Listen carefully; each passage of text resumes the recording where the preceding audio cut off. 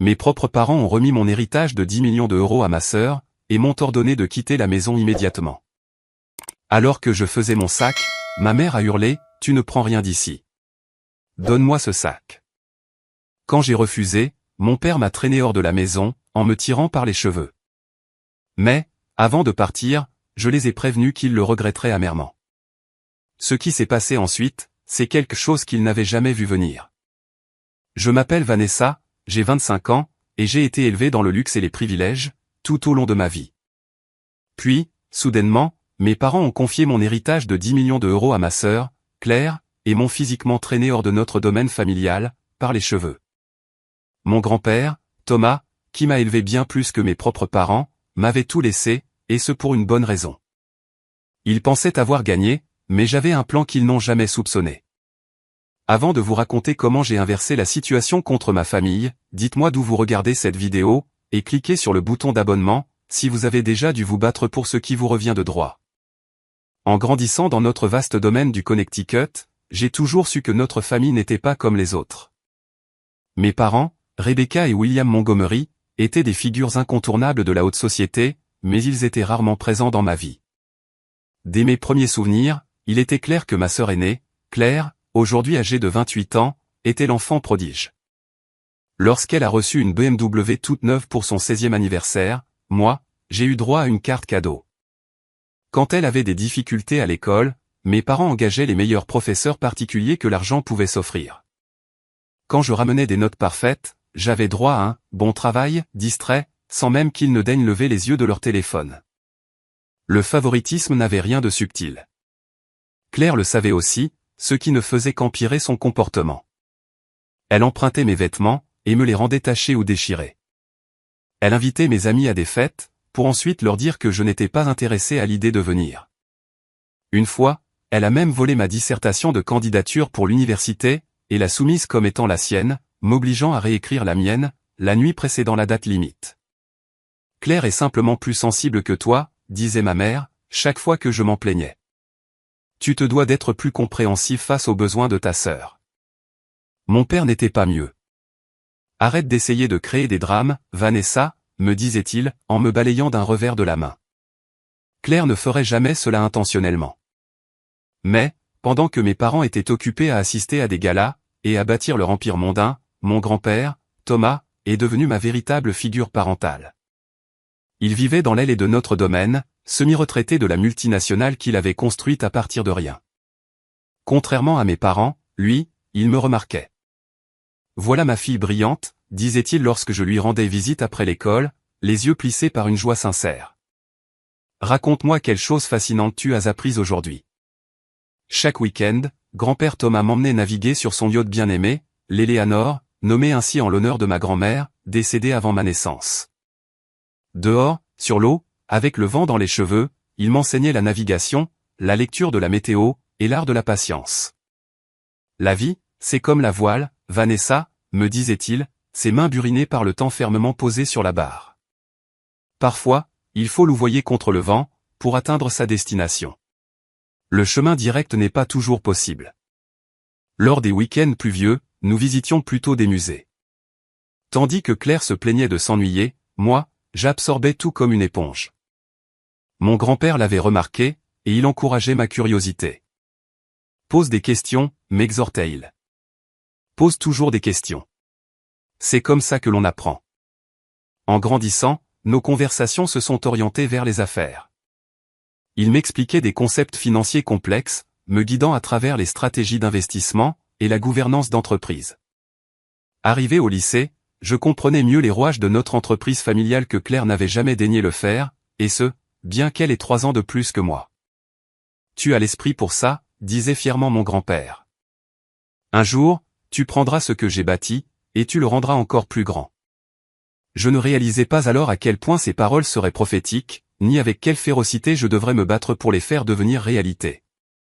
Lorsque mon grand-père a été diagnostiqué avec un cancer en phase terminale, mon monde s'est effondré.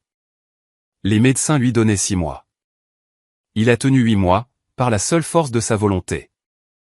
Durant ces mois-là, j'ai pratiquement vécu dans son aile de la maison.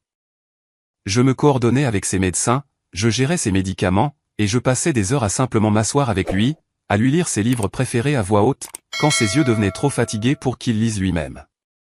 Claire venait lui rendre visite de temps en temps, généralement quand nos parents faisaient pression sur elle. Cependant, elle passait tout son temps à faire défiler l'écran de son téléphone, et trouvait une excuse pour partir au bout de 15 minutes. Mes parents n'étaient guère mieux. Ils étaient toujours trop occupés par une obligation sociale, ou une réunion d'affaires. Quand ils daignaient venir, ils parlaient de mon grand-père comme s'il n'était pas dans la pièce, discutant de son état avec les médecins, tout en ignorant ses propres volontés. Dans ces dernières semaines, alors qu'il était encore lucide mais qu'il s'affaiblissait de jour en jour, mon grand-père a eu de nombreuses conversations privées avec moi. « Vanessa », m'a-t-il dit un soir, d'une voix qui dépassait à peine le murmure. « J'ai besoin que tu m'écoutes attentivement. Tout le monde n'accorde pas d'importance à l'intégrité, comme tu le fais. Tout le monde ne voit pas la vraie valeur des choses. » J'ai hoché la tête, serrant sa main frêle dans la mienne. « J'ai observé comment il te traite », a-t-il poursuivi. « J'ai vu l'inégalité. J'ai pris des dispositions, pour m'assurer que tu sois protégé après mon départ. Ne parle pas comme ça, l'ai-je supplié, les larmes aux yeux. Nous devons en parler, a-t-il insisté. Je te confie mon héritage, parce que tu comprends ce qui compte vraiment. Promets-moi de rester forte, peu importe ce qui arrive, m'a-t-il murmuré. La nuit précédant sa mort, il m'a fait me pencher tout près de lui, son souffle faible contre mon oreille. Si les choses ne sont pas comme elles devraient être, cherche mon message. J'ai tout prévu, pour chaque éventualité. Ses yeux, encore vifs malgré son corps défaillant, ont soutenu mon regard avec intensité. Je te protégerai toujours, même quand je ne serai plus là. Je n'ai pas compris ce qu'il voulait dire, à ce moment-là. Au matin, il était parti. Les funérailles furent un véritable spectacle, qui servait davantage à mes parents pour étaler leurs relations mondaines, qu'à honorer l'homme remarquable qu'avait été mon grand-père. Claire a pleuré de manière théâtrale pour les caméras, acceptant les condoléances avec une grâce répétée. Moi, bien que je ne l'ai jamais vu verser une seule larme en privé, je suis resté assise en silence, mon chagrin étant bien trop profond pour être exposé au public. Je me souvenais simplement de l'homme qui m'avait appris à naviguer, aussi bien sur les navires, que dans la vie elle-même. Une semaine après les funérailles, a eu lieu la lecture du testament. Notre famille s'est réunie dans la bibliothèque au panneau d'acajou de notre domaine, en compagnie de Gregory Phillips, l'avocat de la famille, qui m'avait toujours semblé plus loyal envers mes parents qu'envers mon grand-père. Lorsque Gregory a annoncé que mon grand-père m'avait légué la participation majoritaire dans Montgomery Enterprises, évaluée à environ 10 millions d'euros, ainsi que le domaine familial, il y a eu un moment de silence stupéfait. Claire a reçu un fonds en fiducie plus modeste, suffisant pour vivre confortablement, mais pas de façon extravagante. Mes parents, qui s'attendaient à contrôler l'entreprise jusqu'à ce que Claire soit prête à prendre la relève, n'ont reçu que des parts mineures, et quelques objets personnels. Ce n'est pas possible, a sifflé ma mère, ses ongles parfaitement manucurés s'enfonçant dans la coudoir en cuir de sa chaise. Le visage de mon père avait pris une teinte rouge alarmante. Il doit y avoir une erreur. Claire a éclaté en sanglots, non pas les larmes de représentation des funérailles, mais les larmes colériques et amères d'un droit qui lui était refusé. Gregory avait l'air mal à l'aise. Le testament est tout à fait clair. Monsieur Montgomery a été explicite, quant à ses volontés. Alors que le choc dans la pièce laissait place à une tension glaciale, j'ai remarqué que mes parents échangeaient des regards avec Gregory. Mon père a fait un signe de tête presque imperceptible, et Gregory s'est éclairci la gorge.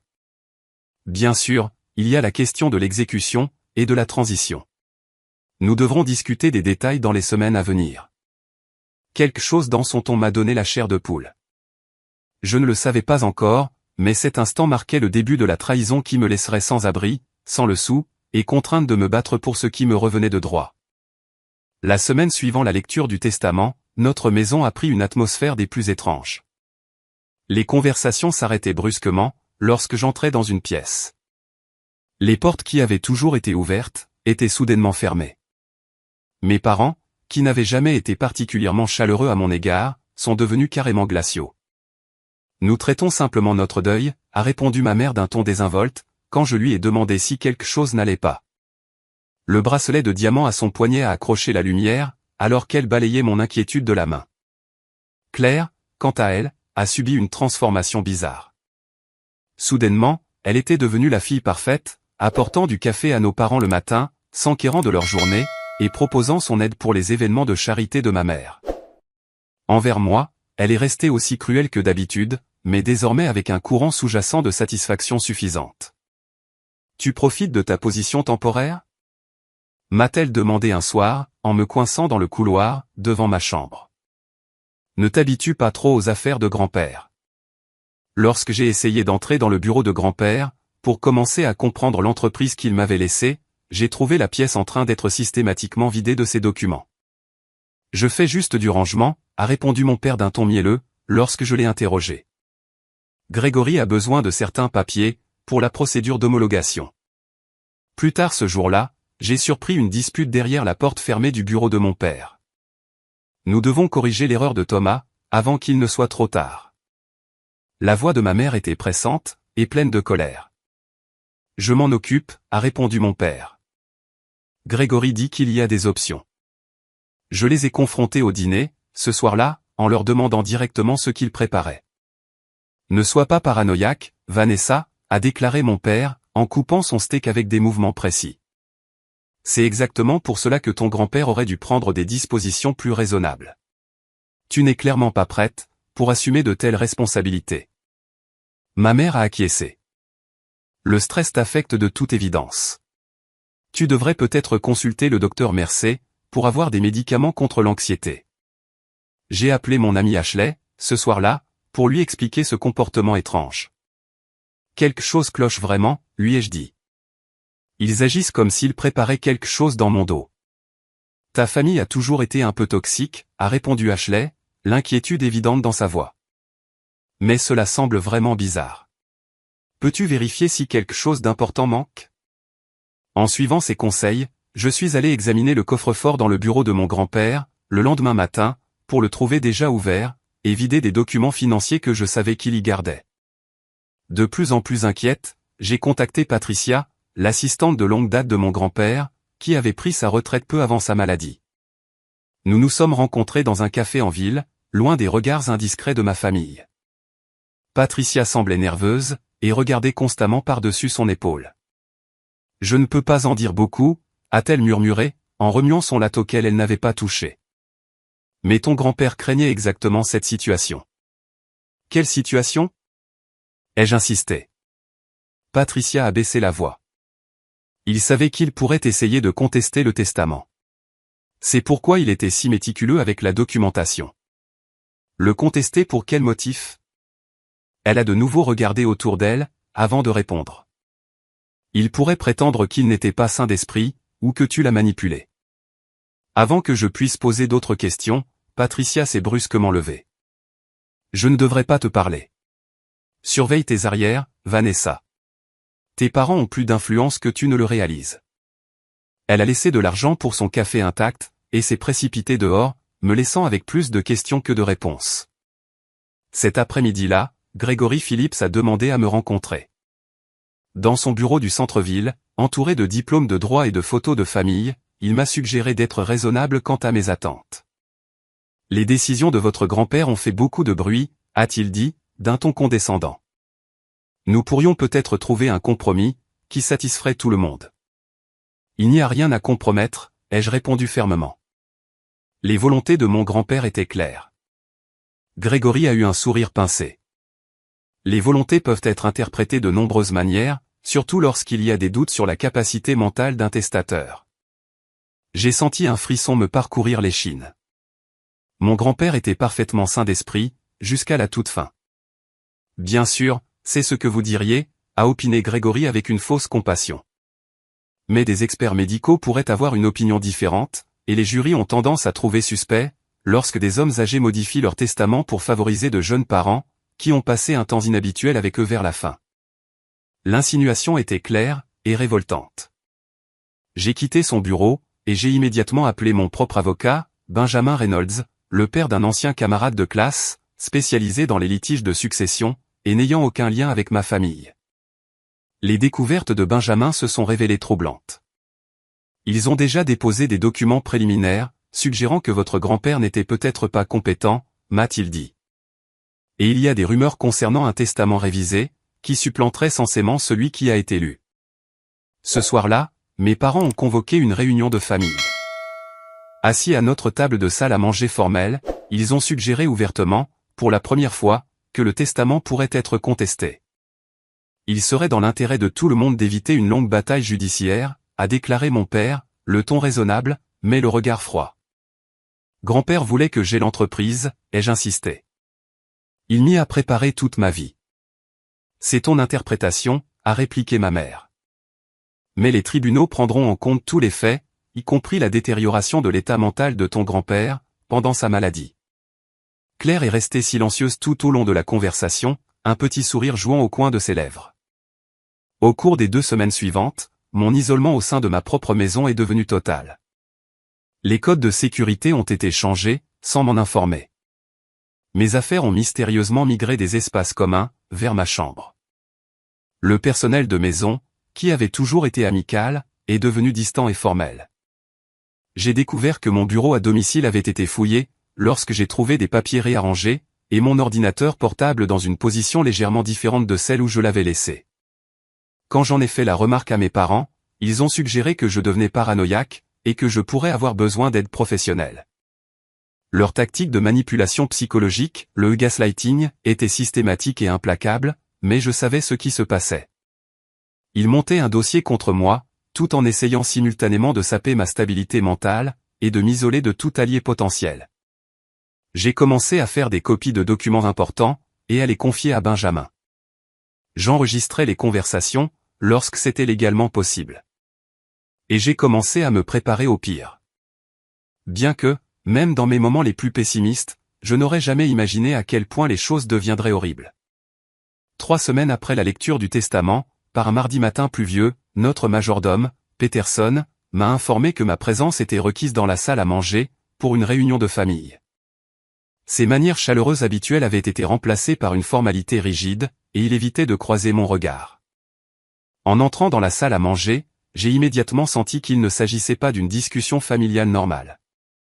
Mes parents étaient assis en bout de table, avec Claire à leur côté. Gregory Phillips était là également, ainsi qu'un autre homme que je ne connaissais pas, présenté comme le docteur Harmon, un consultant médical. « Assieds-toi, Vanessa », a ordonné mon père, sans s'encombrer de formules de politesse. Une fois assise, Gregory s'est éclairci la gorge et a commencé « Nous avons découvert des informations préoccupantes, concernant le testament de votre grand-père. » Il a fait glisser un dossier sur la table en acajou poli. À l'intérieur, se trouvait ce qui semblait être une évaluation médicale, datée du dernier mois de mon grand-père, suggérant une déficience cognitive, cohérente à la fois avec sa maladie, et avec sa médication. De plus, a poursuivi Gregory, en produisant un autre document, nous avons découvert ceci. C'était une lettre, soi-disant écrite par mon grand-père, exprimant des craintes quant au fait que je l'aurais manipulé pendant sa maladie, et demandant une révision de toute modification apportée à son testament durant cette période. C'est absurde, ai-je dit, la voix tremblante de colère. Ce n'est même pas son écriture. N'importe qui l'ayant connu s'en rendrait compte immédiatement. Cela a été vérifié par des experts, a répondu Gregory, avec fluidité. Quels experts? Laissez-moi deviner, des gens que vous payez, ai-je riposté. Ma mère m'a interrompu, la voix dégoulinante d'une fausse sympathie, Vanessa, nous comprenons que c'est difficile, mais les faits sont là. Ton grand-père n'était plus lui-même à la fin. Nous avons déjà déposé les documents nécessaires, a ajouté mon père. Les tribunaux ont accordé une suspension temporaire du transfert des actifs, en attendant une enquête plus approfondie. C'est alors que Claire a finalement pris la parole, sa performance soigneusement répétée. Je ne voulais pas que ça se passe comme ça, a-t-elle dit, les larmes aux yeux. J'ai essayé de leur dire que nous devrions simplement tout partager équitablement. L'audace de son mensonge a fait bouillir mon sang. Vous avez prévu ça, depuis le moment où le testament a été lu, ai-je accusé. Vous tous. C'est exactement le genre de pensée paranoïaque qui nous inquiète, est intervenu le docteur Harmon, bien que je n'eusse même pas été présenté correctement à cet homme. Votre famille s'inquiète pour votre état mental. J'ai sorti mon téléphone, où j'avais sauvegardé des photos des documents originaux, des évaluations médicales des vrais médecins de mon grand-père, confirmant sa lucidité mentale, et des notes de nos conversations sur l'entreprise. Grand-père était parfaitement sain d'esprit, ai-je insisté, en leur montrant les preuves. Ces médecins l'ont confirmé à plusieurs reprises. Il m'a fait passer un test sur la stratégie commerciale, la veille de sa mort. Il était vif jusqu'à la fin. Le visage de mon père s'est assombri. Ça suffit, Vanessa. La décision a été prise. Quelle décision? Ai-je exigé? Les tribunaux nous ont accordé le contrôle temporaire de tous les actifs, a expliqué Grégory. Et, étant donné la nature instable de la situation, vos parents ont décidé qu'il vaudrait mieux que vous déménagiez, immédiatement. Le choc m'a frappé comme un coup physique. Vous me jetez dehors? C'est ma maison. Grand-père me l'a laissée. Plus maintenant, a déclaré froidement ma mère. La propriété est contestée, et en tant que résidents légaux actuels, avec la plus longue durée d'occupation, nous avons le droit de déterminer qui reste ici. Tu as jusqu'à cet après-midi pour faire tes valises, a ajouté mon père. Claire n'a pu contenir son sourire narquois plus longtemps. Je peux t'aider à faire tes valises, si tu veux. Je me suis levé si vite, que ma chaise a basculé en arrière. Vous ne vous en tirerez pas comme ça. Grand-père serait dégoûté par ce que vous faites. Grand-père n'est pas là, a répliqué Claire. Et bientôt, toi non plus. Je suis monté en trombe dans ma chambre, l'esprit en ébullition.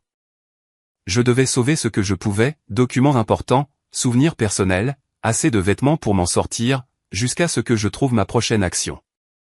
J'ai sorti ma plus grande valise du placard, et j'ai commencé à la remplir de l'essentiel. J'étais en train de plier un pull, lorsque ma mère est apparue dans l'encadrement de la porte, m'observant les yeux plissés. « Tu ne prends rien de valeur », a-t-elle déclaré. « Rien qui puisse être considéré comme faisant partie de la succession. »« Ce sont mes affaires personnelles », ai-je répondu, en continuant à faire mes bagages. « Tout dans cette maison appartient à la succession, maintenant », a-t-elle insisté, en s'avançant dans la pièce. « Donne-moi ce sac. » J'ai serré plus fort la poignée de la valise. « Non. » Son visage s'est contorsionné de rage. « Espèce de petite vipère ingrate. Après tout ce que nous avons fait pour toi. Fait pour moi. » J'ai ri amèrement. « Vous n'avez fait que me rabaisser et m'ignorer toute ma vie. Grand-père était le seul à s'être jamais soucié de moi. Parce que tu l'as manipulé. » A-t-elle hurlé. « William, elle vole les biens de la succession. » Mon père est apparu en quelques secondes, comme s'il avait attendu à proximité, spécifiquement pour ce moment. « Donne-moi le sac, Vanessa, » a-t-il exigé, d'une voix dangereusement calme. « Non, » ai-je répété, en reculant. « Ce sont mes affaires. Vous m'avez déjà volé des millions. Vous n'avez pas le droit de prendre mes vêtements et mes effets personnels, en plus. » Ce qui s'est passé ensuite s'est déroulé si vite, que j'ai à peine eu le temps de réagir. Mon père s'est jeté en avant, n'attrapant pas la valise, mais une poignée de mes cheveux. Une douleur fulgurante a traversé mon cuir chevelu, alors qu'il me tirait violemment vers la porte. « William !» a haleté ma mère, bien que je n'ai pas su dire si c'était par choc, ou pour l'encourager. « Tu veux nous défier ?» a grondé mon père, me traînant par les cheveux vers le couloir. Voilà ce qui arrive aux petites filles ingrates et manipulatrices. J'ai crié et je me suis débattu, mais sa poigne était de fer. Il m'a traîné dans le couloir, mon cuir chevelu en feu, passant devant Claire, qui regardait la scène les yeux écarquillés, et devant le personnel de maison stupéfait, qui a rapidement détourné le regard, plutôt que d'assister à ce qui se passait. Nous avons descendu le grand escalier, mon corps heurtant douloureusement chaque marche, la prise de mon père ne se relâchant jamais. À travers le hall en marbre, jusqu'à la massive porte d'entrée, que ma mère s'est dépêchée d'ouvrir en avance. Et, avec une dernière poussée violente, mon père m'a jeté dehors, sur l'allée détrempée. Ma valise a suivi, jetée avec une telle force, qu'elle s'est ouverte, éparpillant mes affaires sur le pavé trempé par la pluie. « Tu n'es plus la bienvenue dans cette maison », a déclaré mon père, en réajustant sa cravate, comme s'il ne venait pas d'agresser physiquement sa fille. Toute tentative de retour sera considérée comme une intrusion. À travers mes larmes de douleur et de rage, je me suis suffisamment ressaisi pour délivrer un dernier message. Vous pensez avoir gagné, mais grand-père était plus intelligent que vous tous réunis. Quand tout cela sera fini, vous regretterez le jour où vous avez trahi ses volontés, et moi par la même occasion. La massive porte en chêne a claqué, me laissant seul sous la pluie battante, le cuir chevelu palpitant, entouré de mes affaires éparpillées. des agents de sécurité sont apparus au portail, indiquant clairement qu'ils avaient reçu pour instruction de ne pas me laisser rentrer. J'ai rassemblé ce que je pouvais sauver de mes affaires, pour les remettre dans la valise endommagée. Les mains tremblantes, j'ai appelé Ashley, la seule amie en qui j'avais une totale confiance. J'ai besoin d'aide, ai-je réussi à dire, à travers mes larmes. Ils m'ont jeté dehors. Je n'ai nulle part où aller. En attendant qu'Ashley arrive, blotti sous un arbre à la lisière de la propriété, l'ampleur de ce qui venait de se passer a commencé à m'envahir. En une seule matinée, j'avais perdu ma maison, mon héritage, et toute illusion quant au fait que ma famille se soit jamais souciée de moi. Mais, à travers la douleur et le choc, je me suis souvenu des mots de mon grand-père, j'ai tout prévu, pour chaque éventualité. Et j'ai réalisé que le combat ne faisait que commencer. Ashley est arrivée en 20 minutes, sa petite voiture s'arrêtant brusquement, juste devant les grilles du domaine. Son expression de choc, lorsqu'elle m'a vu les cheveux ébouriffés, les vêtements trempés, le visage maculé de larmes, et une ecchymose visible se formant sur ma joue, là où j'avais heurté les escaliers m'a fait comprendre à quel point j'étais dans un sale état. Oh mon Dieu, Vanessa. Elle a sauté de la voiture, et s'est précipitée pour m'aider avec ma valise abîmée. Qu'est-ce qui t'est arrivé? Je n'ai pas pu répondre immédiatement. Dès l'instant où j'ai été en sécurité dans sa voiture, l'adrénaline qui m'avait permis de tenir s'est effondrée, et j'ai fondu en sanglots incontrôlables. Ashley m'a conduite à son appartement, un modeste 2 pièces en ville, où elle avait emménagé après l'université. Elle m'a aidé à me doucher, m'a apporté des vêtements secs, et s'est assise avec moi, pendant que je m'efforçais d'expliquer ce qui s'était passé, entre 2 crises de larmes. Nous devons appeler la police, a-t-elle insisté, après que j'ai décrit comment mon père m'avait traîné par les cheveux. C'est une agression. Ils ne peuvent pas te faire ça. Le lendemain matin, encore sous le choc, j'ai accepté de déposer une plainte. Nous sommes allés au commissariat local, où un officier à l'air ennuyé a pris ma déposition, avec un scepticisme visible. Donc, vous dites que votre père, William Montgomery, vous a physiquement traîné hors de la maison. A-t-il clarifié, en tapant lentement sur son ordinateur. Oui, ai-je dit fermement. Par les cheveux, en bas d'une volée d'escalier. L'officier a levé les yeux. Le William Montgomery, de Montgomery Enterprises. J'ai hoché la tête.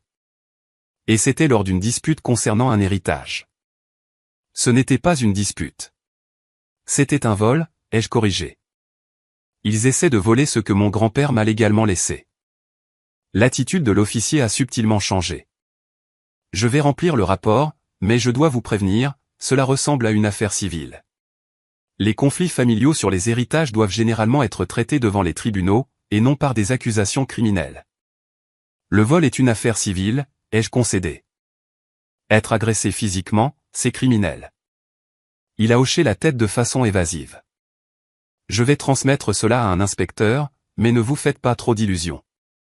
Sans témoin disposé à témoigner. J'ai quitté le commissariat avec le sombre pressentiment que rien ne sortirait de ce rapport. Mes soupçons se sont confirmés 3 jours plus tard, lorsque j'ai reçu un appel m'informant que le procureur avait refusé de porter des accusations, en raison de preuves insuffisantes, et de la nature civile du litige sous-jacent. Entre-temps, j'avais déjà rencontré Benjamin Reynolds, pour comprendre mes options juridiques concernant l'héritage. Ils agissent vite, a averti Benjamin, en examinant les documents qu'ils avaient déposés. L'allégation selon laquelle votre grand-père était mentalement incompétent est leur meilleur atout, et ils ont déjà soumis des déclarations de plusieurs médecins. Mais ces vrais médecins ont confirmé qu'il était compétent. Ai-je protesté? Oui, et nous présenterons ces preuves. Mais ils ont trouvé des experts prêts à examiner son dossier médical, et à témoigner qu'une personne souffrant de sa pathologie subit généralement un déclin cognitif. Et la lettre qu'ils ont produite? C'est évidemment un faux, a acquiescé Benjamin. Nous exigerons une analyse graphologique. Mais ces affaires peuvent s'éterniser pendant des années, Vanessa, et ils ont les ressources nécessaires pour soutenir une longue bataille juridique. Moi aussi, ai-je insisté. J'ai l'héritage. L'expression de Benjamin était sombre. C'est bien là le problème. Tant que ce n'est pas résolu, vous n'avez pas accès à ces fonds. Et d'après ce que vous m'avez dit, ils ont déjà pris le contrôle de tous les actifs liquides. La réalité s'est abattue sur moi. J'avais moins de 3 000 € sur mon compte personnel, de l'argent que j'avais gagné grâce à un stage d'été, avant mes études supérieures. Mes cartes de crédit étaient toutes liées aux comptes familiaux, qui avaient sûrement été annulés alors qu'il est. Qu'est-ce que je suis censé faire? Ai-je murmuré, alors que l'ampleur de ma situation devenait évidente. Avez-vous des amis chez qui vous pouvez rester? D'autres membres de la famille qui pourraient vous aider? J'ai secoué la tête. Seulement Ashley, et elle ne peut pas me garder sur son canapé éternellement. Comme je le craignais, Ashley a reçu un appel de son propriétaire, à peine une semaine après mon emménagement. D'une manière ou d'une autre, tes parents ont découvert où je logeais, et ont fait pression. Ils ont menacé de racheter l'immeuble, et d'expulser tout le monde, s'ils n'appliquaient pas la politique interdisant les invités de longue durée, m'a expliqué Ashley, l'air désolé. J'ai essayé de me battre, mais je ne peux pas risquer que tout le monde dans l'immeuble perde sa maison. J'ai compris que ce n'était pas sa bataille, et je ne pouvais pas l'entraîner dans ma chute. Au cours des 3 semaines suivantes, j'ai navigué de motel bon marché en motel bon marché, dépensant mes fonds qui s'amenuisaient pour des produits de première nécessité, tout en postulant à tous les emplois que je pouvais trouver. Mais chaque piste prometteuse s'évaporait mystérieusement, une fois l'entretien passé. À un moment donné, une responsable du recrutement, compatissante, m'a prise à part. Je ne sais pas ce que vous avez fait pour énerver les Montgomery, m'a-t-elle murmuré, mais j'ai reçu un appel de notre plus gros investisseur, nous avertissant de ne pas vous embaucher. Je suis désolé. L'influence de mes parents était bien plus profonde que je ne l'avais imaginé. Ils n'essayaient pas seulement de me prendre mon héritage, ils détruisaient systématiquement la moindre chance que j'avais de subvenir à mes besoins. Quand le solde de mon compte en banque est passé sous la barre des 300 €, j'ai pris la douloureuse décision de vendre mon ordinateur portable, ma dernière possession de valeur. Le prêteur sur gage m'a donné 400 €, soit environ un quart de sa valeur. Cet argent m'a permis de payer 5 nuits de plus dans un motel, et quelques maigres repas. Lors de ce qui devait être ma dernière nuit avec un toit au-dessus de la tête, je me suis assise sur le bord du lit affaissé du motel, contemplant ce qui arriverait lorsque je ne pourrais même plus me payer ce misérable abri. L'idée de dormir dans ma voiture, le seul actif qu'il me restait, une modeste Honda Civic que j'avais achetée avec l'argent de mon stage, me remplissait d'angoisse et de honte. En désespoir de cause, j'ai vidé ma valise abîmée, à la recherche de quoi que ce soit d'autre que je pourrais vendre. C'est alors que j'ai remarqué la montre à gousset ancienne de mon grand-père, parmi mes affaires emballées à la hâte. Je l'avais attrapée instinctivement ce jour-là, sachant que c'était l'un des rares liens tangibles qu'il me restait avec lui. En tenant ce lourd garde-temps en or, je me suis souvenu comment grand-père le consultait pendant nos sorties en mer, m'apprenant à calculer notre position, en fonction de l'angle du soleil. Une bonne montre est plus qu'un simple indicateur de temps, m'avait-il dit. C'est un outil, pour ceux qui comprennent ses secrets. En retournant la montre entre mes mains, j'ai remarqué quelque chose d'inhabituel sur le panneau arrière. Il semblait y avoir une couture presque invisible, sur le contour. Agissant à l'instinct, j'ai appuyé sur les côtés selon un motif précis, la même combinaison que mon grand-père m'avait apprise pour son coffre personnel. À ma grande stupéfaction, le panneau arrière s'est ouvert, révélant un compartiment caché. À l'intérieur, se trouvait une minuscule clé USB, et un mot plié, rédigé de l'écriture si caractéristique de mon grand-père. Les doigts tremblants, j'ai déplié le billet. Ma très chère Vanessa. Si tu lis ceci, c'est que le pire est arrivé. J'ai craint qu'ils n'essaient de prendre ce qui te revient de droit. Ils ont toujours été jaloux de notre lien, et du potentiel que je vois en toi. Cette clé contient tout ce dont tu as besoin, des copies de mes évaluations médicales confirmant ma compétence, des enregistrements de nos discussions d'affaires prouvant que tu es prête à diriger, et la documentation de plusieurs comptes, connus de moi seul. Plus important encore, contacte Richard Donovan à l'adresse ci-dessous. Il est mon ami depuis 40 ans, et il t'attend. Il t'aidera à accéder à ce que j'ai mis en sécurité, spécifiquement pour cette éventualité. Souviens-toi de ce que je t'ai appris, sur le fait de naviguer contre le vent. Parfois, le chemin de la victoire passe par une retraite temporaire. Tout mon amour, grand-père. Pour la première fois depuis des semaines, j'ai ressenti une lueur d'espoir. J'ai immédiatement contacté Richard Donovan, qui a insisté pour venir me chercher en personne, à mon motel, le soir même. Thomas m'avait dit de t'attendre, un jour ou l'autre, a expliqué Richard, pendant que nous roulions vers sa maison, à la campagne. Il se doutait qu'il pourrait tenter quelque chose de ce genre, bien que même lui n'ait pas anticipé le niveau de cruauté dont ils ont fait preuve. La spacieuse ferme de Richard est devenue mon sanctuaire. Depuis sa chambre d'amis, j'ai commencé à examiner le contenu de la clé USB, et ce que j'y ai trouvé m'a laissé sans souffle. Grand-père n'avait pas simplement soupçonné que ma famille pourrait me trahir. Il avait méticuleusement documenté leurs combines et leurs manipulations antérieures. Il y avait des enregistrements de mes parents, discutant de la manière de le contrôler pendant sa maladie, des emails entre Claire et mon père, élaborant des stratégies pour influencer le testament et des dossiers sur leurs tentatives passées de détournement des fonds de l'entreprise. Surtout, il y avait des enregistrements de mon grand-père, déclarant explicitement sa volonté de me laisser l'entreprise et le domaine, avec ses raisons à l'appui, mon sens des affaires, mon approche éthique, et mon intérêt sincère pour la préservation de son héritage. Contrastant avec l'irresponsabilité de Claire, et l'obsession de mes parents pour le statut social plutôt que pour le fond. La clé contenait également les informations d'accès à plusieurs comptes offshore, contenant environ 2 millions d'euros, des fonds que mon grand-père avait mis de côté pour les urgences, totalement séparés de l'héritage principal, et inconnus de mes parents ou de leurs avocats. Il appelait ça sa police d'assurance, m'a expliqué Richard, en me versant un verre de whisky, le préféré de mon grand-père. Thomas savait exactement à qui il avait affaire. Il espérait juste que l'on n'en arriverait pas là.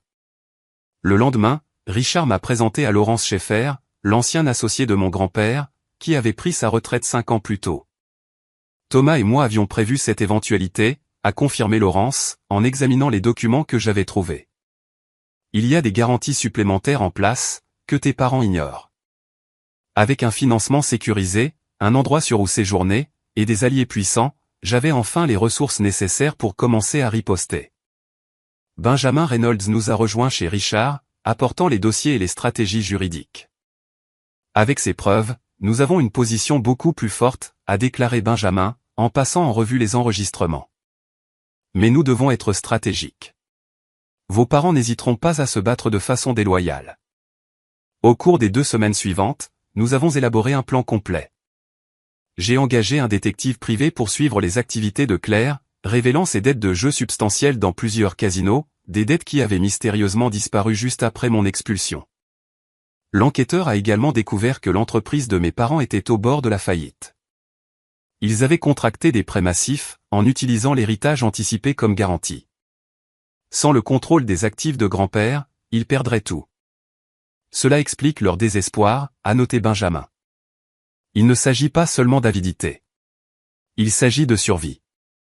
Nous avons également découvert que l'expert médical, qui avait remis en question la compétence de mon grand-père, ne l'avait jamais réellement examiné, et avait reçu des honoraires de consultation exorbitants, payés par mes parents.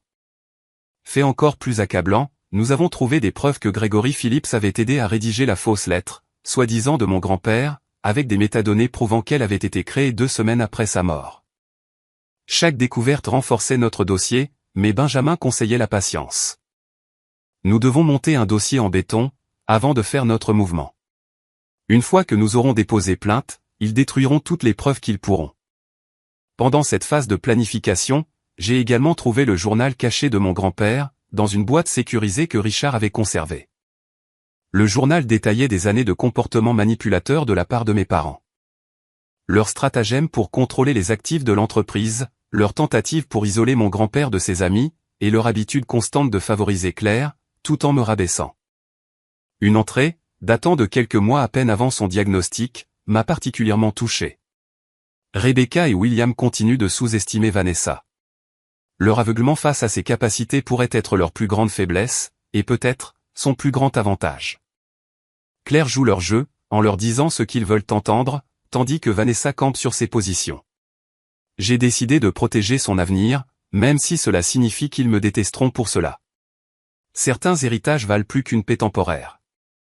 En lisant ces mots, j'ai ressenti une connexion renouvelée avec mon grand-père, et la certitude absolue que je me battais pour ce qu'il voulait vraiment.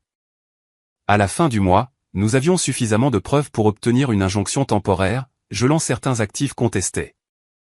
Cette première victoire juridique a envoyé une onde de choc au sein de ma famille. Soudain, mes parents appelaient sans cesse, laissant des messages qui alternaient entre des menaces et des tentatives maladroites de réconciliation. Claire a laissé un message vocal en larmes, affirmant qu'elle était prise au milieu de tout ça, et qu'elle n'avait jamais voulu que les choses aillent aussi loin. Je les ai tous ignorés, me concentrant plutôt sur le montage de notre dossier, tout en restant complètement caché des regards du public. Mes parents n'avaient aucune idée d'où j'étais, ni de qui m'aidait, un avantage que j'avais l'intention de conserver, jusqu'au moment parfait pour frapper. La maison d'amis de Richard est devenue mon centre de commandement. Avec la sécurité financière des fonds d'urgence de mon grand-père, j'ai rassemblé une équipe dévouée, pour récupérer ce qui m'appartenait de droit. Benjamin Reynolds coordonnait notre stratégie juridique, tandis que Laurence Schaeffer fournissait des connaissances internes, sur les opérations et les vulnérabilités de l'entreprise. Ton grand-père a intégré des systèmes de redondance dans tout, a expliqué Laurence, en étalant les documents de l'entreprise sur la table à manger. Il avait des plans d'urgence, pour ses propres plans d'urgence. L'une de ces garanties impliquait les statuts de l'entreprise, qu'il avait discrètement modifiés avant sa maladie. Les changements exigeaient que toute restructuration ou transfert d'actifs importants nécessite l'approbation d'un comité d'éthique spécial. Un comité dont les membres comprenaient plusieurs de ses collègues les plus fiables, et pas seulement de la famille. Tes parents doivent convaincre ce comité d'approuver leurs actions, a noté Laurence. Et ces gens étaient fidèles à Thomas, pas à Rebecca et William. Notre première action stratégique a été de contacter Martha Stevens, la secrétaire de longue date de mon grand-père, qui avait assisté à la signature du testament original. J'attendais ton appel, a déclaré Martha, lorsque nous nous sommes rencontrés dans un café tranquille, en dehors de la ville. Je savais que quelque chose n'allait pas, quand ils ont annoncé que le testament était contesté. Ton grand-père était vif comme l'éclair, jusqu'à la fin. Martha a fourni une déclaration sous serment détaillant la signature du testament, incluant ses observations sur la lucidité mentale de mon grand-père, et les instructions explicites qu'il avait données quant à ses volontés. Ensuite, nous avons recueilli des témoignages de membres du personnel de maison, qui avaient surpris mes parents complotant pour contester le testament, avant même la mort de mon grand-père. Plusieurs se souvenaient de conversations spécifiques, et étaient prêts à témoigner, surtout après avoir appris comment j'avais été expulsé physiquement de la maison. Le détective privé que j'avais engagé, Marcus Daniels, a rendu son rapport exhaustif sur les activités de Claire. Votre sœur a un grave problème de jeu, a expliqué Marcus, en me montrant des photos de surveillance de Claire, aux tables à enjeux élevés d'Atlantic City et de Las Vegas. Elle a perdu plus de 300 000 €, rien qu'au cours de l'année écoulée. Plus important encore, Marcus avait trouvé des traces d'un paiement soudain, effaçant toutes les dettes de casino de Claire, un paiement effectué le lendemain de mon expulsion de la maison. L'argent provenait d'un compte de l'entreprise, qui aurait dû être gelé pendant l'homologation. C'est une violation flagrante du gel de la succession, a noté Marcus. Creuser plus profondément dans les finances de mes parents a révélé la véritable motivation, derrière leurs actions désespérées. Montgomery Venture, la société d'investissement personnel de mon père, avait pris une série de décisions catastrophiquement mauvaises, surendettant l'entreprise jusqu'au cou, dans des projets à haut risque qui s'étaient effondrés de manière spectaculaire. Ils sont sous l'eau d'au moins 15 millions €, a conclu Laurence, après avoir examiné les documents financiers obtenus par Marcus. Sans ton héritage, ils perdront tout. L'entreprise, le domaine, leur statut social, tout. Cela expliquait leur volonté d'aller jusqu'à de telles extrémités, y compris falsifier des documents et m'agresser physiquement. Ils n'étaient pas seulement avides, ou en train de faire du favoritisme avec Claire. Ils se battaient pour leur survie. J'ai également découvert que mon grand-père avait tenu un journal détaillé, documentant ses inquiétudes quant aux pratiques commerciales de mes parents, et à la façon dont ils me traitaient. Le journal contenait des entrées remontant à des années, décrivant des incidents spécifiques où il m'avait rabaissé, ou avait favorisé Claire de façon injuste. Une entrée particulièrement accablante disait « William m'a approché aujourd'hui, pour me demander de changer mon testament en faveur de Claire. Quand j'ai refusé, en suggérant que le sens des affaires de Vanessa faisait d'elle le meilleur choix pour diriger l'entreprise, il est devenu enragé. J'ai peur de ce qu'il pourrait faire, quand je serai parti. Je dois protéger l'héritage de Vanessa, à tout prix. » Armé de cette montagne de preuves, Benjamin a déposé une plainte exhaustive contre mes parents, Claire et Gregory Phillips, invoquant la fraude, la falsification, le détournement d'actifs et l'abus de confiance. Le dépôt de la plainte a envoyé des ondes de choc à travers la communauté des affaires. L'action de Montgomery Enterprises a chuté de 15% en une seule journée, les investisseurs réagissant aux allégations de mauvaise gestion financière et de falsification. Mes parents ont tenté de limiter les dégâts, publiant des communiqués de presse me dépeignant comme instable et ingrate. Claire a accordé une interview larmoyante, affirmant qu'elle avait le cœur brisé par ce conflit familial, et ne voulaient que ce qui était juste pour tout le monde. Leur campagne de relations publiques a gagné un peu de terrain, jusqu'à ce que nous envoyions un tuyau anonyme à plusieurs publications économiques, concernant les paiements non autorisés de ces dettes de casino. Les journalistes financiers ont commencé à enquêter plus en profondeur, découvrant d'autres irrégularités dans les livres de compte de l'entreprise.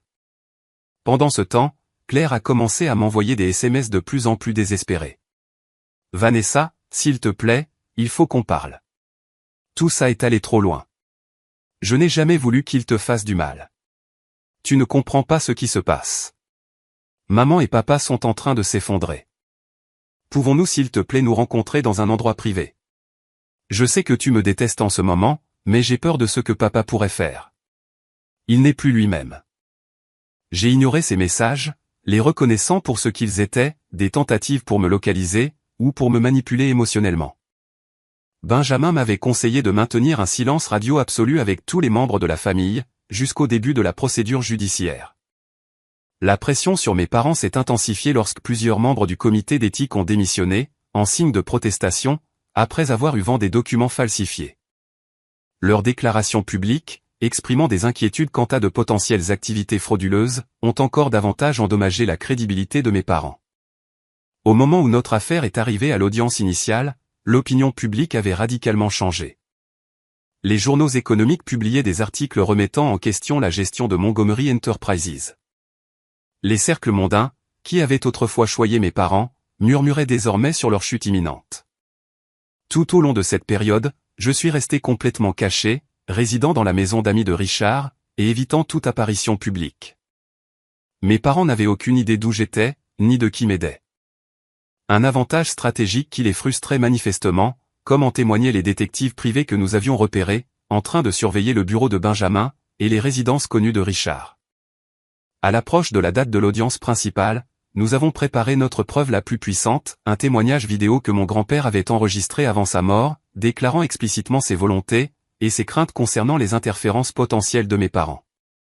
Je sous-signais, Thomas Montgomery, étant sain d'esprit, fait cet enregistrement le 12 juin pour confirmer ma décision de laisser le contrôle majoritaire de Montgomery Enterprises et du domaine familial à ma petite-fille, Vanessa Montgomery. Cette décision est prise en toute connaissance de cause, et après un examen attentif des capacités et du caractère de chaque membre de la famille. La vidéo continuait ainsi pendant 20 minutes, mon grand-père exposant méthodiquement ses raisons, et répondant aux défis potentiels posés à sa décision.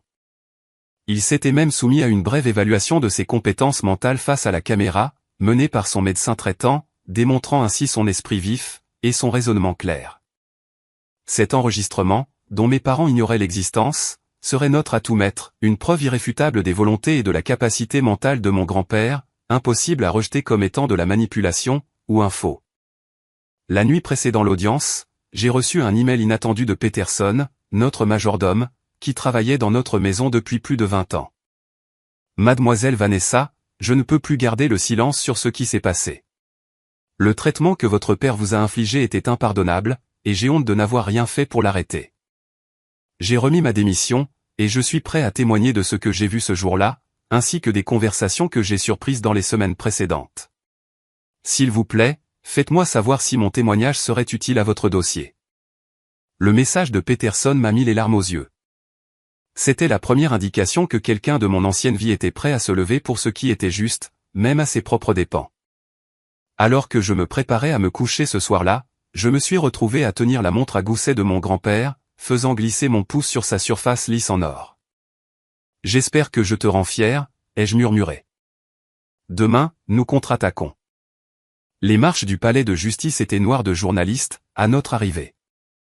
Pendant des mois, je m'étais tenu complètement à l'écart du public, laissant mes parents et ma sœur contrôler le récit. Aujourd'hui, cela allait changer.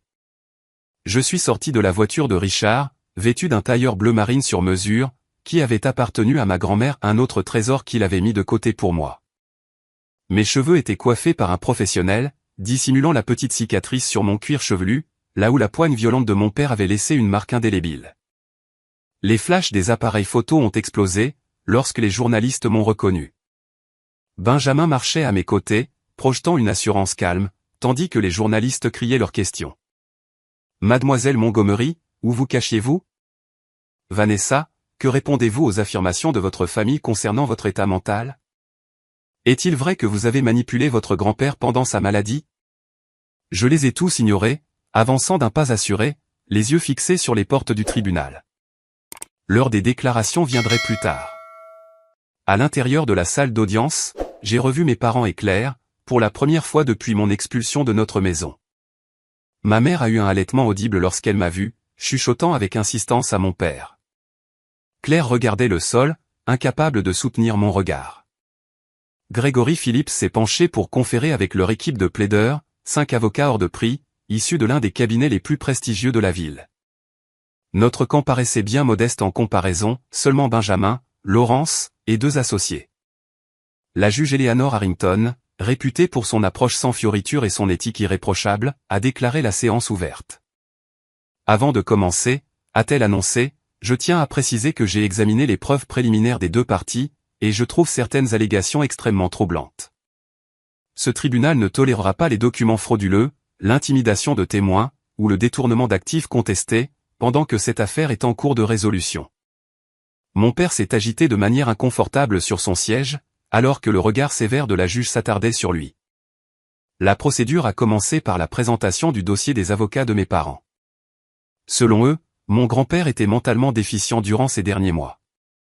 J'avais profité de son état de faiblesse pour influencer ses décisions. Le testament qui me laissait l'entreprise et le domaine ne reflétait pas ses véritables souhaits. Ils ont présenté les déclarations de médecins, qui n'avaient jamais réellement soigné mon grand-père, mais qui offraient des opinions sur la manière dont sa pathologie affectait typiquement la fonction cognitive. Ils ont soumis la fausse lettre remettant en question ses propres décisions, et ils m'ont dépeinte comme une petite fille manipulatrice, qui avait isolé un vieil homme vulnérable de sa famille. Quand ce fut notre tour, Benjamin a commencé à démanteler méthodiquement leur dossier. Tout d'abord, il a appelé à la barre les véritables médecins de mon grand-père. Ils ont témoigné sous serment que Thomas Montgomery était resté mentalement alerte jusqu'à ces derniers jours, discutant régulièrement de questions commerciales complexes, et prenant des décisions claires et constantes, concernant sa succession. Ensuite, ce fut au tour de Martha Stevens, la secrétaire qui avait assisté à la signature du testament, et qui a décrit les instructions explicites de mon grand-père, ainsi que son excellent état mental. Plusieurs membres du personnel de maison ont témoigné avoir surpris mes parents en train de comploter pour contester le testament, avant même la mort de mon grand-père, contredisant directement leur affirmation selon laquelle ils auraient été « choqués » par son contenu. Les experts financiers que nous avions engagés ont présenté les preuves de la falsification de documents, démontrant de manière concluante que la lettre, prétendument écrite par mon grand-père, avait été créée 2 semaines après sa mort. À l'aide d'un ordinateur enregistré au nom du cabinet d'avocats de Gregory Phillips. Mais notre moment le plus percutant est arrivé, lorsque Benjamin a introduit le témoignage vidéo que mon grand-père avait enregistré. La salle d'audience a plongé dans le silence, lorsque l'image de mon grand-père est apparue sur l'écran.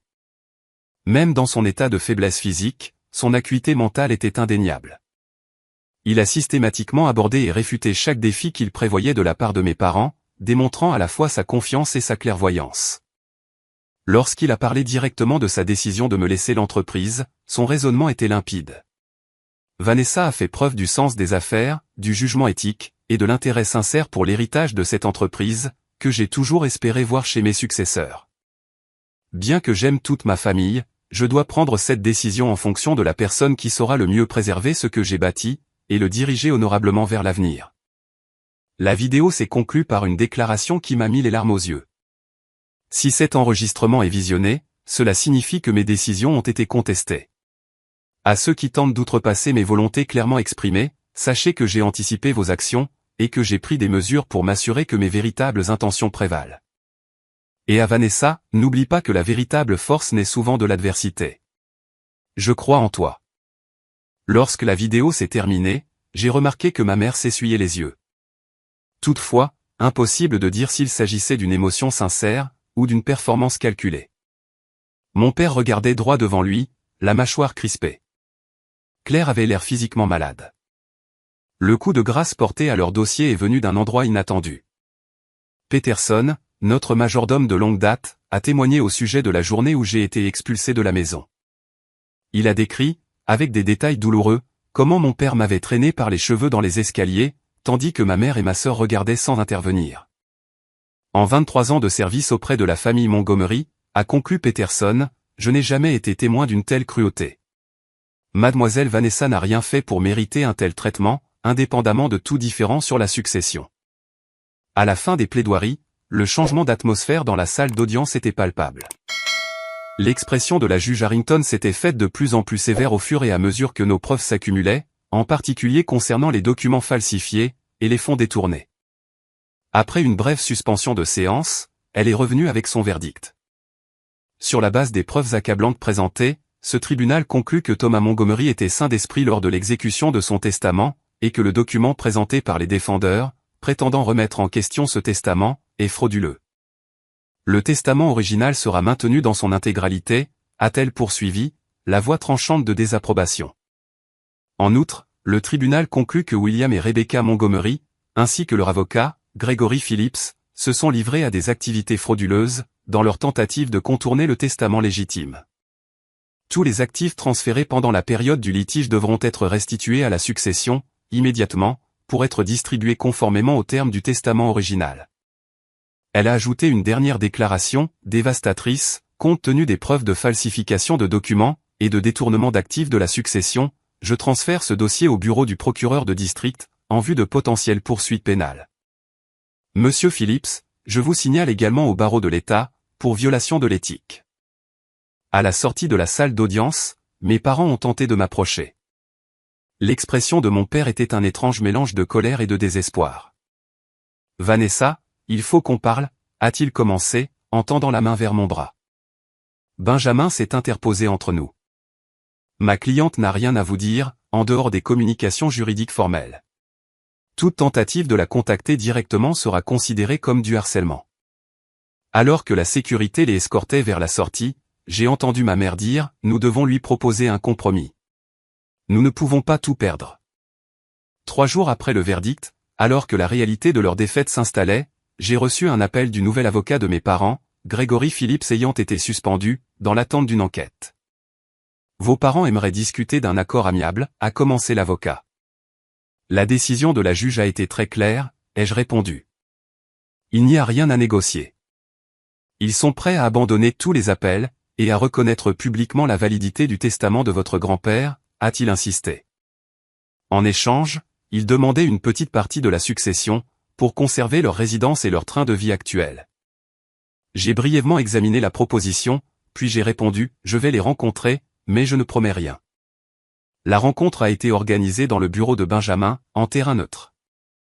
Mes parents sont arrivés les ragards, la tension des dernières semaines étant évidente sur leur visage. Claire est arrivée séparément, s'asseyant légèrement à l'écart d'eux. Mon père a parlé en premier, son ton autoritaire habituel remplacé par quelque chose de presque suppliant. Vanessa, nous avons fait une terrible erreur. Nous étions désespérés. L'entreprise sombrait. Nous étions sur le point de tout perdre. Nous ne voulions pas que les choses aillent aussi loin. Vous m'avez traîné hors de chez moi, par les cheveux, ai-je répondu calmement. Vous m'avez jeté à la rue avec presque rien. Vous avez essayé de détruire ma réputation, et mon avenir. Ce ne sont pas des erreurs. Ce sont des choix. Ma mère s'est tamponnée les yeux avec un mouchoir brodé. Nous avions tort. Horriblement tort. Mais nous sommes toujours tes parents. Ça compte bien pour quelque chose, non? Ça n'a compté pour rien quand vous avez choisi Claire à ma place, toute ma vie, ai-je dit. Ça n'a compté pour rien quand vous avez falsifié des documents pour voler mon héritage. Pourquoi est-ce que ça devrait soudainement compter maintenant? Claire a finalement pris la parole, d'une petite voix. Ils m'ont obligé à le faire, Vanessa. Ils m'ont dit que si je n'acceptais pas leur plan, ils me couperaient les vivres, à moi aussi. J'avais peur. Tu as 28 ans, Claire, ai-je rétorqué. Tu aurais pu faire un autre choix. Tu les as regardés m'agresser, et tu n'as rien fait. Mon père s'est penché en avant. Qu'est-ce que tu veux, Vanessa? Donne ton prix. Il doit y avoir un arrangement que nous puissions trouver. J'ai regardé chacun d'eux à tour de rôle, cette famille qui m'avait si complètement trahi, et j'ai ressenti un étrange sentiment de calme. Je veux que vous quittiez le domaine d'ici la fin du mois, ai-je dit simplement. Vous pouvez prendre vos effets personnels, mais rien de ce qui a appartenu à grand-père. Le fonds en fiducie de Claire sera maintenu comme il l'avait prévu, mais vous deux, vous ne recevrez rien de plus que ce qui est spécifiquement indiqué dans le testament. C'est tout ? A demandé mon père, incrédule. Nous serons ruinés. Vous vous êtes ruinés vous-même, l'ai-je corrigé. Estimez-vous heureux que je ne porte pas plainte au pénal, pour agression et fraude. 2 semaines plus tard, je me tenais dans le hall du domaine. Mon domaine, désormais. Je regardais mes parents superviser le chargement de leurs effets personnels dans des camions de déménagement. Ils avaient trouvé une petite maison dans une ville voisine, réduisant considérablement le niveau de luxe qu'ils avaient toujours connu. Alors qu'ils s'apprêtaient à partir, mon père s'est approché de moi, une dernière fois. Tu as gagné, Vanessa. J'espère que cela t'apporte la satisfaction que tu recherches. J'ai soutenu son regard sans ciller. Il n'a jamais été question de gagner, papa. Il s'agissait d'honorer les volontés de grand-père, et de me défendre. Quelque chose que j'aurais dû faire il y a des années. Il a hoché la tête avec raideur, et s'est éloigné, sans un mot de plus. Ma mère l'a suivi, sans même jeter un coup d'œil dans ma direction. Après leur départ, j'ai marché lentement dans cette immense maison, qui n'avait jamais vraiment ressemblé à un foyer, jusqu'à cet instant. Dans le bureau de mon grand-père, désormais restauré avec ses livres et ses souvenirs, j'ai posé sa montre à gousset sur le bureau, et j'ai murmuré, « Nous l'avons fait, grand-père. » Exactement comme tu l'avais prévu. La victoire est totale. Mais, alors que je me tenais seul dans cette immense demeure, j'ai réalisé qu'elle me semblait plus vide que je ne l'avais imaginé. Non pas parce que mes parents, ou leur présence toxique, me manquaient, mais parce que gagner une bataille, ce n'était pas la même chose que de guérir de la guerre.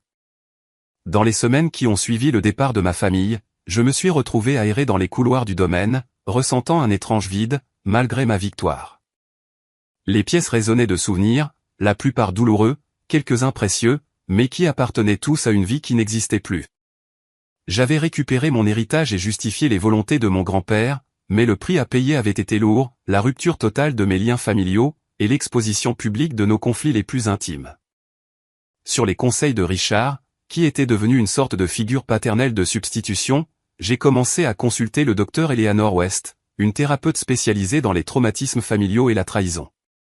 Ce que vous vivez est tout à fait normal, m'a assuré le docteur West, lors de notre première séance. Vous avez subi une trahison extrême, de la part des personnes qui auraient dû vous protéger le plus. La victoire juridique ne guérit pas automatiquement ces blessures émotionnelles. Nos séances hebdomadaires sont devenues une bouée de sauvetage, alors que j'apprenais à naviguer dans ma nouvelle réalité. Nous avons travaillé sur la douleur accumulée des années de favoritisme et de négligence, sur le traumatisme aigu de mon expulsion violente de la maison, et sur les émotions complexes entourant ma rupture totale avec ma famille.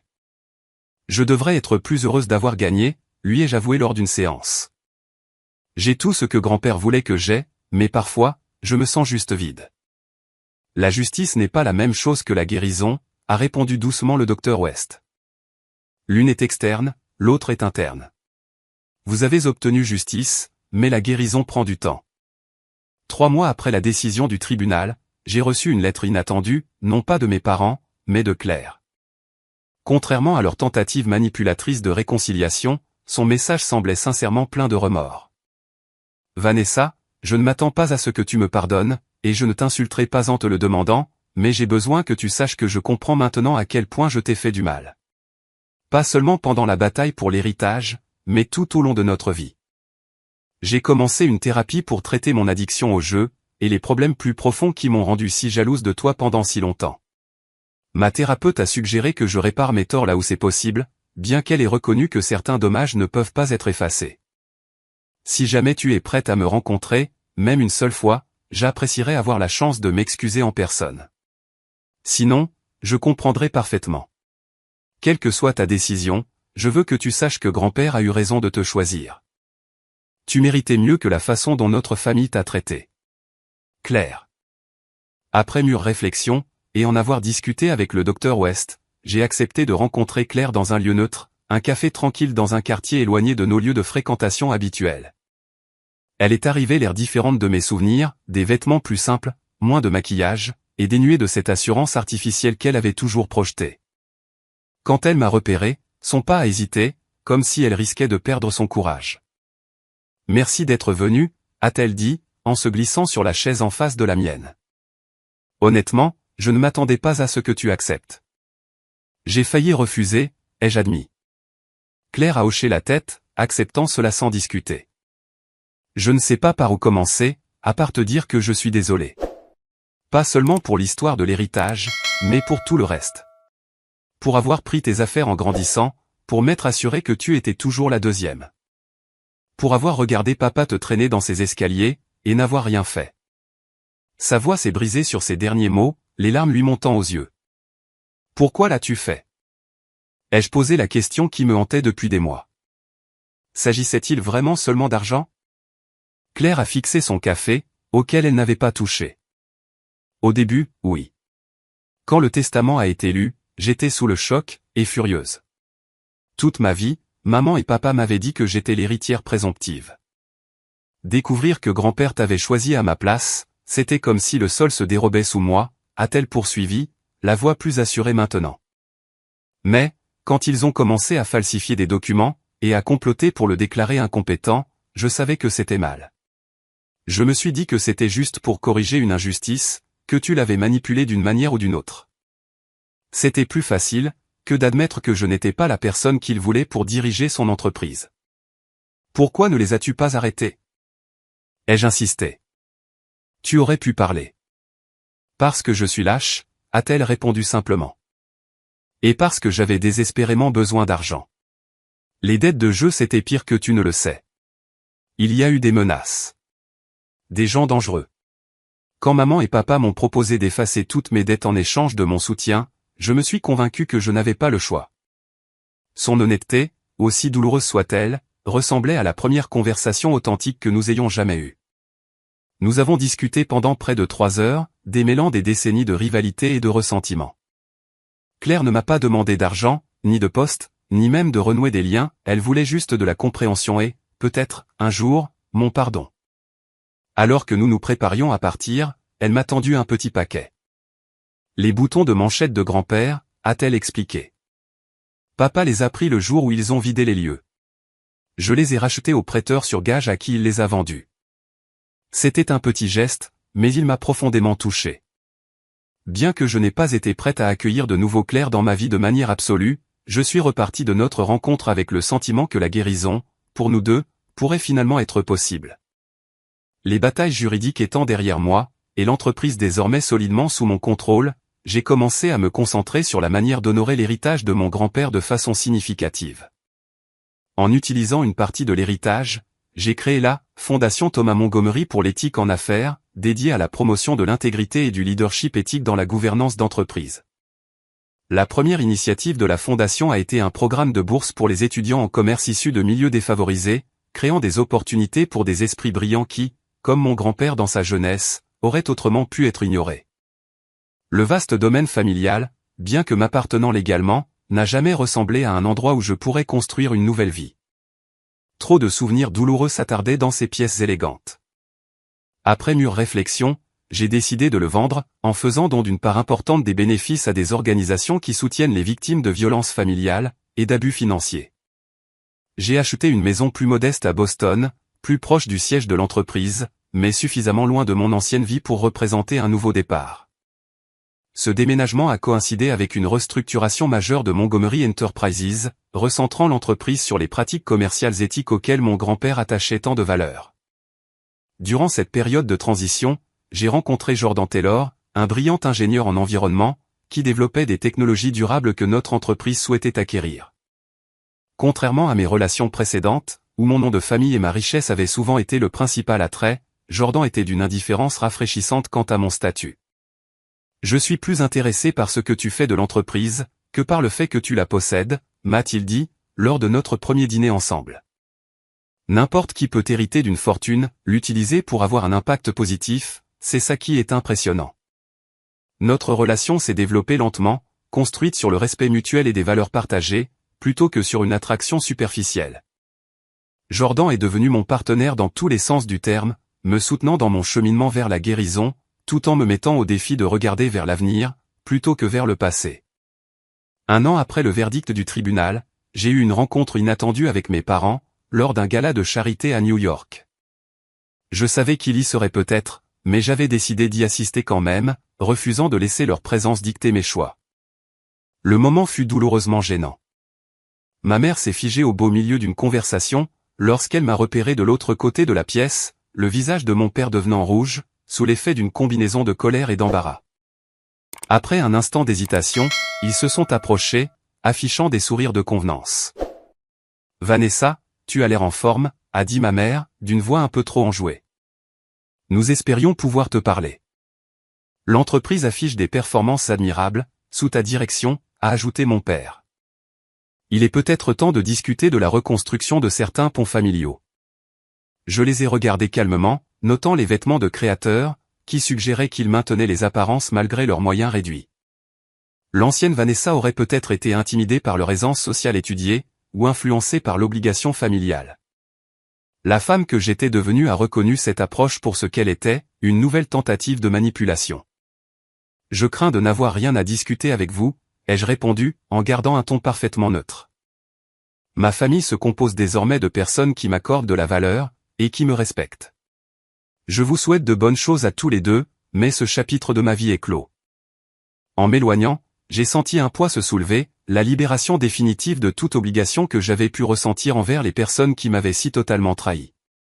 Plus tard ce mois-là, pour l'anniversaire de la mort de mon grand-père, j'ai visité sa tombe, seul. La simple pierre tombale en granit reflétait sa préférence pour la substance plutôt que pour l'apparat. Elle était simplement gravée de son nom, de ses dates, et de la devise « L'intégrité avant tout ». J'ai déposé un petit arrangement de drapeau de signalisation maritime à côté des fleurs, notre signal secret pour dire « Mission accomplie » lors de nos aventures en mer. J'aimerais que tu puisses voir ce que nous avons construit, lui ai-je dit, en passant mes doigts sur la pierre froide. La fondation est tant de gens. L'entreprise est plus forte que jamais, et je deviens enfin la personne que tu as toujours vue en moi. Alors que je me tenais là, j'ai repensé à tout ce que l'année écoulée m'avait appris. Que la famille est définie par l'amour et la loyauté, et non par le sang. Que la force émerge souvent de nos blessures les plus profondes. Que la justice, bien que nécessaire, n'est que le début de la guérison. Et que ce sont nos choix, et non nos circonstances, qui nous définissent en fin de compte. J'étais entré dans cette bataille en tant que victime, luttant pour ce qui me revenait de droit. J'en suis ressorti transformé, une leader, une bâtisseuse, et enfin, la capitaine de ma propre vie. De retour chez moi, ce soir-là, assise dans mon nouveau bureau avec Jordan, qui lisait tranquillement à mes côtés, j'ai tenu la montre à gousset de mon grand-père, et j'ai souri en réalisant le chemin parcouru. Être physiquement traîné hors de chez moi avec rien d'autre qu'une valise abîmée, pour finalement reconstruire une vie et un héritage, qui honore non seulement les volontés de mon grand-père, mais aussi mon propre potentiel. Ce fut un voyage extraordinaire. L'héritage n'a jamais été qu'une question d'argent. Il s'agissait de reconnaître ma propre valeur, quand personne d'autre ne le faisait. Il s'agissait de me défendre, quand il aurait été plus facile de capituler. Plus important encore, il s'agissait de devenir le genre de personne capable de faire face à la trahison sans devenir amère, d'obtenir justice sans chercher à se venger, et de bâtir quelque chose de significatif, sur les cendres de relations brisées. C'est là, le véritable héritage que mon grand-père m'a laissé. Pas les millions, ni l'entreprise, ni la propriété, mais la conviction inébranlable que j'en étais digne. Si vous avez déjà dû vous battre pour ce qui vous revient de droit, ou si vous avez dû camper sur vos positions quand tout le monde s'attendait à ce que vous cédiez, j'adorerais lire votre histoire dans les commentaires, ci-dessous. Comment avez-vous trouvé la force de continuer, quand tout semblait perdu? N'oubliez pas de vous abonner si vous voulez entendre d'autres histoires sur la façon de se défendre, et partagez cette vidéo avec quelqu'un qui pourrait avoir besoin d'encouragement pour mener ses propres batailles. N'oubliez pas, parfois, la plus grande force vient de nos moments les plus difficiles. Merci d'avoir écouté mon histoire, et je vous souhaite à tous le courage de revendiquer ce qui vous revient de droit.